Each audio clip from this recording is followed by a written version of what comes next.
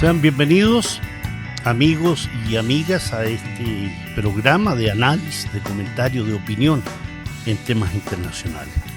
Y en este caso, por la importancia que tiene, porque está muy presente esta guerra de agresión contra Irán llevado a cabo por el régimen estadounidense y el régimen sionista israelí, y por este cese temporal al fuego que se ha acordado en función de tener conversaciones entre Estados Unidos y la República Islámica de Irán en Islamabad, la capital de Pakistán, es que me interesa mostrarle y darle a conocer pormenores de lo que ha sido este ataque, esta agresión conjunta entre Washington y Tel Aviv contra Irán. Y para eso me quiero basar en un interesantísimo artículo de investigación que ha sido publicado en el The New York Times por dos periodistas, Jonathan Swan y Maggie Haberman, corresponsales en la Casa Blanca para este diario estadounidense, donde se da cuenta de la manera, del procedimiento, la conducta que tiene el régimen sionista israelí para llevar a cabo la influencia y, en definitiva, llevar agua al molino de la política exterior del régimen israelí con relación a su política de agresión, su política de usurpación, colonización y en general agresiones contra los países de Asia Occidental. Y en este caso, esta línea investigativa llevada a cabo por Swan y Haberman da cuenta de cómo Trump llevó a Estados Unidos a la guerra con Irán, pero con el papel principalísimo del régimen israelí. Hay un libro que viene pronto, va a salir en pocas semanas, cuyo título es Cambio de régimen dentro de la presidencia imperial de Donald Trump, que es un libro de estos dos periodistas, dentro del cual está esta investigación que les quiero dar a conocer en un análisis más pormenorizado. Es muy largo, pero trataré de hacerlo lo más breve posible en función de esta investigación publicada el día 8 de abril. Y esto se define, comienza esta última agresión a partir de la decisión del presidente Trump de participar junto al régimen sionista israelí en la agresión contra Irán, sobre todo con una fecha muy clara, 11 de febrero de este año 2026, cuando Benjamín Netanyahu visita la Casa Blanca, se reúne con Donald Trump y su equipo más cercano en lo que se llama la sala de operaciones, ¿no? En la sala de situación de la Casa Blanca. Allí, en una presentación audiovisual, el dirigente israelí, que llevaba ya meses presionando a Estados Unidos para que accediera a realizar otro ataque de gran envergadura contra Irán, recordemos que en junio del 2025 ya hubo una agresión que duró 13 días, donde se atacó incluso instalaciones nucleares, pero en esta ocasión Benjamín Netanyahu y su núcleo más duro de sionistas lo que querían era llegar más a fondo y una destrucción total y la caída del gobierno iraní.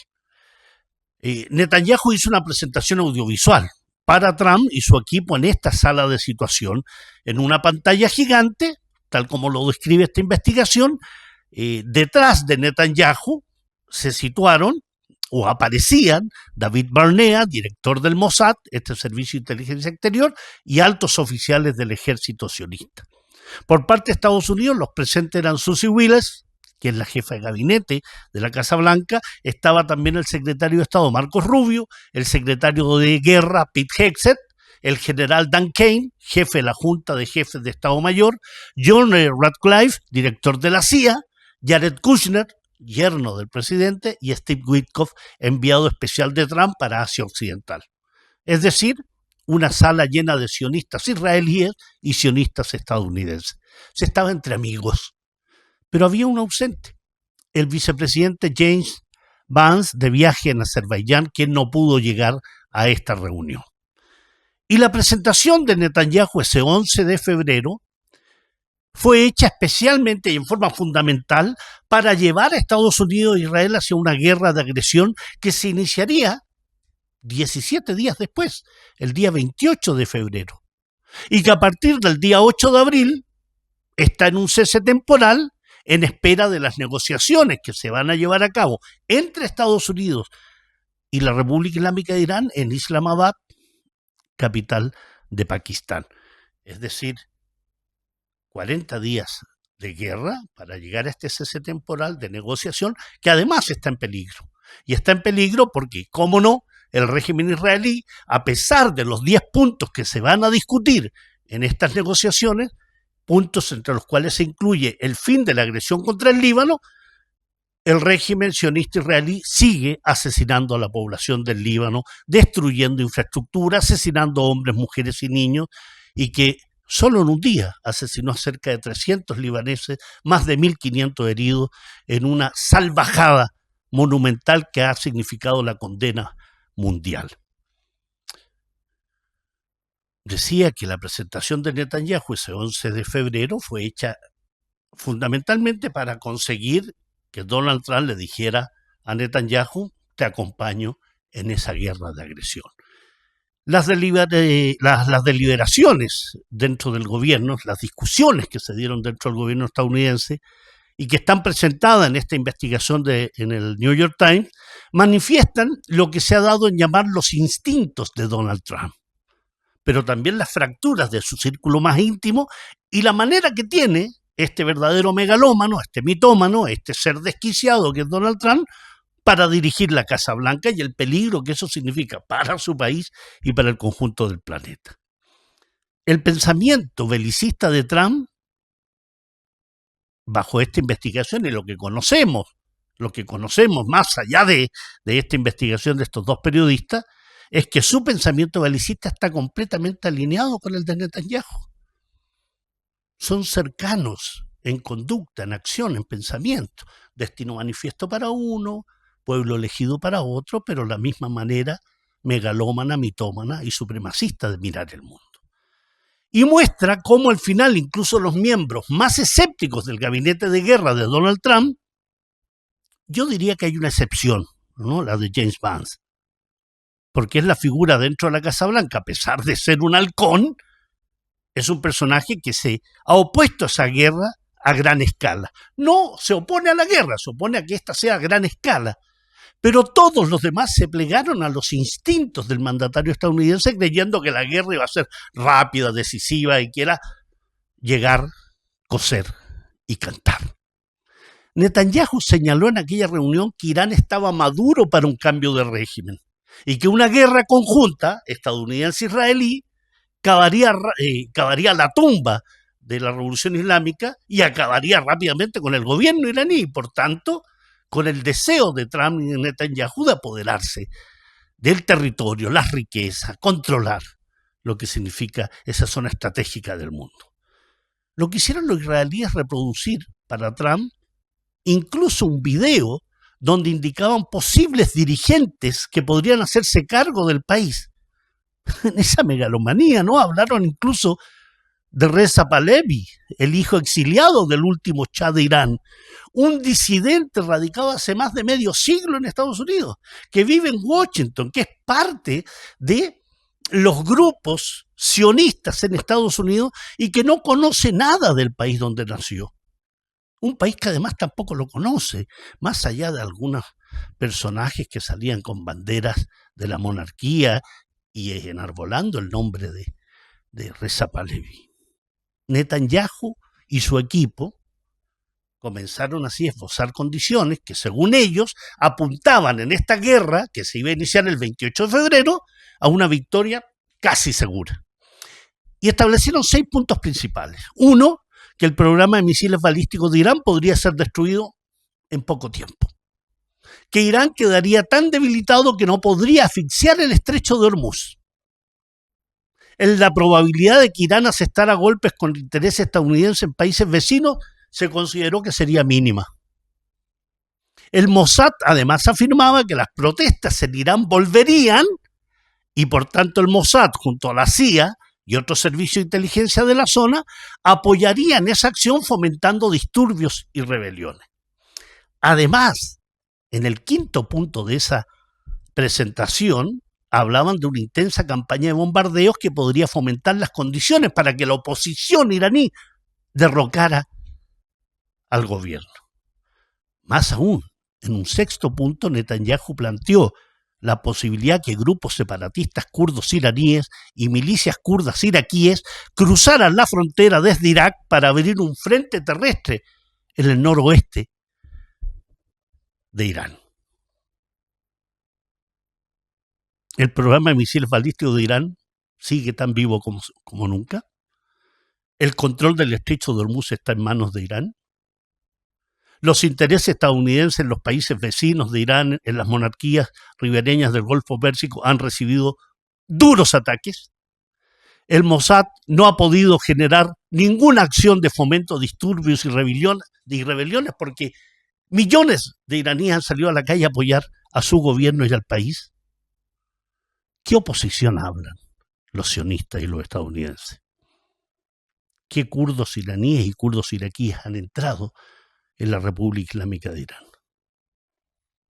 Esa presentación absolutamente surrealista generó una exclamación de Donald Trump. Sounds good. Suena bien, le dijo Trump a Netanyahu. Y con eso quedó marcado el dar luz verde para una agresión conjunta contra Irán. Trump parecía quedar impresionado con la presentación de este encantador de serpiente llamado Benzion Mileikovsky, alias Benjamín Netanyahu. Al igual que cuando hablaron antes de la guerra de junio del año 2025. Trump ordenó a sus grupos de inteligencia y servicio de inteligencia que pusieran en acción una presentación para responder que si era viable o no llevar a cabo con éxito lo planteado por Netanyahu. Al día siguiente, según esta investigación de los periodistas que les señalo, Jonathan Swan y Maggie Haberman, se reunieron nuevamente en la Casa Blanca y dieron a conocer un informe al círculo íntimo de Donald Trump que dividieron en 4 puntos. Uno, que era factible asesinar al líder religioso iraní Ayatollah Ali Khamenei. Es decir, efectuar un magnicidio de un líder de un país soberano con el cual no se estaba en guerra. Pero eso a Estados Unidos no le importa, menos al régimen israelí, ¿no? Es decir, violación del derecho internacional, un crimen de guerra y lesa humanidad. Un segundo punto fue paralizar la posibilidad de respuesta de Irán frente a un ataque conjunto imperial sionista. Y ahí mover la maquinaria bélica de ambos regímenes. Generar un levantamiento popular en Irán con apoyo de grupos externos también era posible llevarlo a cabo, según este informe entregado por los servicios de inteligencia. Y un cambio de gobierno con la instalación de un nombre pro-estadounidense y pro-israelí como el hijo del Shah. Los funcionarios estadounidenses consideraron que los 2 primeros objetivos, el grupo que se reunió para escuchar este informe, que el punto número 1, asesinar a Ayatollah Ali Khamenei y paralizar la posibilidad de respuesta de Irán, eran alcanzables con la inteligencia y el poder militar estadounidense. Pero consideraron que la tercera y cuarta parte del discurso de Netanyahu estaba alejado de la realidad. Más aún, John Ratcliffe, el jefe de la CIA, utilizó la palabra que eran ridículos para referirse a los escenarios presentados por Netanyahu. Marco Rubio, secretario de Estado, utilizó además de ridículo la frase de, en otras palabras, esta presentación es una patraña. No creía que los iraníes aceptaran un acuerdo negociado. Y por eso Marco Rubio era de la preferencia de continuar una campaña de máxima presión en lugar de iniciar una guerra a gran escala. Sigamos con sanciones, con embargos, con presiones, una política de máxima presión, pero no una guerra a gran escala. James Vance, que recién venía llegando de una visita a Azerbaiyán, también señaló sus aprensiones respecto a derrocar la revolución islámica. Se afirma por esta investigación y en general por los círculos periodísticos y políticos estadounidenses que nadie en el círculo íntimo de Trump estaba más preocupado por la perspectiva de una guerra con Irán, ni hizo más por intentar detenerla que James Vance. Y por una razón política. Vance había construido su carrera política, o la ha construido oponiéndose precisamente al tipo de aventurerismo militar que ahora se estaba analizando seriamente. Ir a una guerra a gran escala. Vance había descrito una guerra con Irán como una enorme distracción de recursos y masivamente cara. Factores económicos, sin duda, ¿no? No estamos hablando de costos humanos, no. costos financieros. Más aún, en el plano político, Vance le había advertido a Trump que una guerra contra Irán podría provocar un caos regional y un número incalculable de bajas, y podría romper la coalición política de Trump, ese movimiento MAGA. Pero además podría ser visto como una traición por muchos votantes que creyeron en la promesa que no iba a haber más guerras. Pero además, y ahí coincido plenamente con James Vance, el vicepresidente le dijo a los colaboradores, al círculo íntimo, que no se podía prever las represalias cuando está en juego la supervivencia de un país. Y una guerra en esas condiciones puede tomar fácilmente direcciones imprevisibles. Y había riesgos implícitos, claro está. Un análisis mínimo de geopolítica indica que Irán tiene la ventaja en lo que se refiere al estrecho de Hormuz. Y si se estrecha aún más ese estrecho, esa vía fluvial que transporta, esa vía marítima, no fluvial, esa vía marítima que transporta grandes cantidades de petróleo y gas, y se queda bloqueada, entonces las consecuencias internas para Estados Unidos y para el mundo en general serían gravísimas. El aumento del precio del petróleo. Ante estas ideas expresadas por el grupo íntimo de Trump, Trump le preguntó al general Dan Kane, jefe del Estado Mayor, general, ¿qué opina usted? Y la investigación dada a conocer por estos periodistas señala que Dan Kane respondió que según su experiencia, este es el procedimiento habitual, el procedimiento operativo habitual que tienen los israelíes. Exageran y sus planes no siempre están bien desarrollados. Saben que nos necesitan y por eso exageran. Pero además Dan Kane compartió con Trump y con otros una valoración alarmante, que una campaña contra Irán iba a agotar drásticamente las reservas de armamento estadounidenses, que ya estaban desgastadas en la guerra con Ucrania, entre Rusia y Ucrania, y participación de la OTAN y los propios Estados Unidos. Pero también Dan Kane señaló una enorme dificultad de asegurar el estrecho de Hormuz y los riesgos de que Irán lo bloqueara. Trump hizo caso omiso de aquello, descartó esta posibilidad, suponiendo que Irán se iba a rendir antes de llegar a eso. Trump estaba convencido que la guerra sería rapidísima, convencido por Netanyahu y los suyos. Pero también se señala algo respecto a Dan Kane. Este en ningún momento de las deliberaciones le dijo directamente que la guerra contra Irán era una idea terrible, aunque algunos de sus colegas creían que era exactamente lo que pensaba. Y a mi entender, esa dicotomía le va a jugar muy caro a la hora de cobrar costos políticos al interior del gobierno estadounidense, ¿no?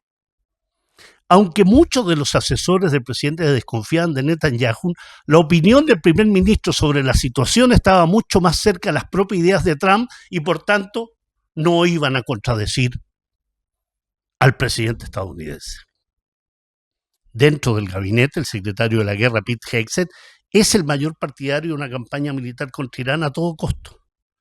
Susie Wiles, jefe de gabinete de la Casa Blanca, sostuvo en esa opinión, en esas deliberaciones, que le preocupaba que Estados Unidos se viera arrastrado a otra guerra en Asia Occidental y que se dispararan los precios de la gasolina antes de las elecciones intermedias.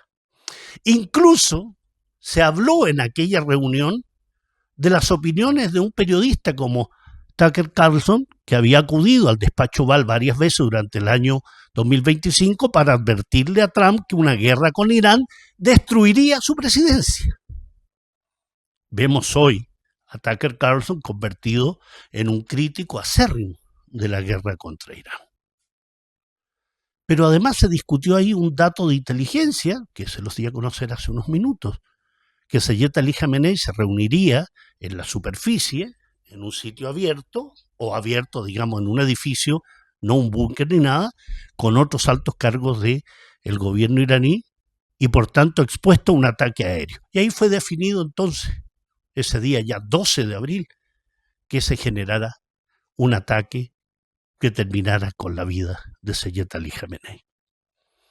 El día 26 de febrero, 2 días antes del ataque, de la agresión de Estados Unidos e Israel contra Irán, a las 5 de la tarde, se inició una última reunión en la sala de situación. Una última reunión. A estas alturas, las posiciones de todos los presentes estaban muy claras.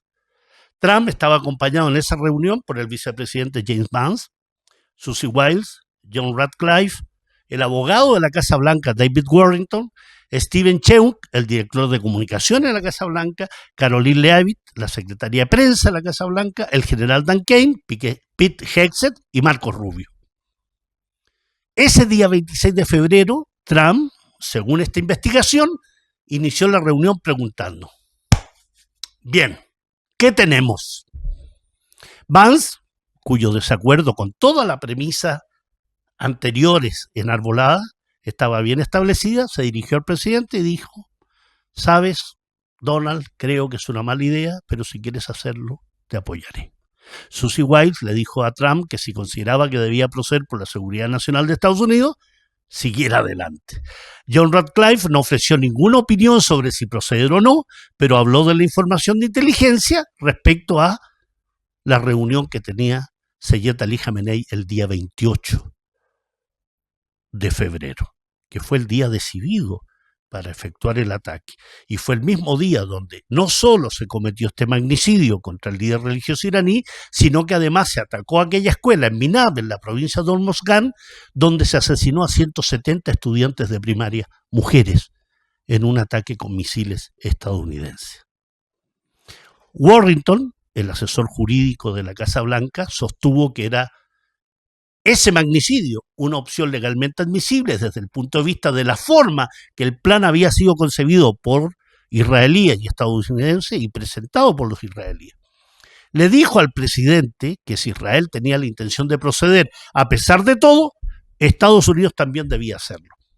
Y si recordamos bien, fueron las palabras de Marcos Rubio con posterioridad, cuando dijo, con posterioridad al ataque, cuando dijo: Estados Unidos atacó porque estábamos enterados que Israel iba a atacar a Irán y que la respuesta de Irán sería sobre nuestras bases militares en Asia Occidental. Y por eso procedimos a atacarlo. Ataque preventivo. Cheung, este director de comunicaciones, expuso las probables consecuencias para las relaciones públicas, en el sentido que Trump se había postulado a las elecciones en contra de más guerras, que la gente no había votado a favor de conflictos en el extranjero y que además los planes iban en contra de todo lo que el gobierno había dicho tras las campañas de bombardeos contra Irán en junio del 2025. ¿Cómo explicar entonces 8 meses de insistencia en que las instalaciones nucleares iraníes habían sido totalmente destruidas? Si habían sido destruidas, ¿por qué se iba a volver a atacar? Esa era la preocupación de Cheung.